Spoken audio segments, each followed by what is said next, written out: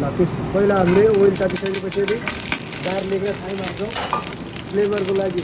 Thyme चाहिँ एकदम best है, फ्लेभरको लागि एकदम बेस्ट हो थाइम चाहिँ त्यसको लागि। त्यसपछि अनियन त्यसलाई हल्का सोते गर्छौँ ब्राउन कलर नहुन्जेलसम्म। ब्राउन कलर भइसकेपछि फेरि हामी मसरुम एड गर्छौँ है। मसरुम तपाईँहरूले देख्न सक्नुहुन्छ यहाँ मसरुम छ।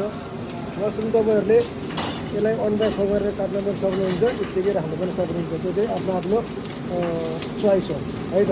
मलाई चाहिँ हल्का टाइम बचाउनको लागि चाहिँ मसरुम यत्तिकै राखिदिन्छु है त। चाहिँ यहाँ होइन गार्लिक ओनियन थाइम चाहिँ ब्राउन कलर भएको छ। त्यसपछि हामीले एड गर्छौँ मसरुम।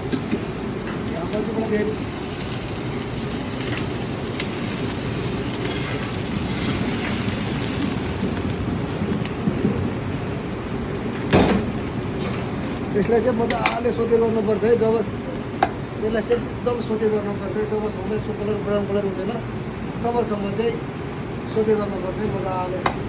चलाउँदै राख्दै देख्न सक्नुहुन्छ अब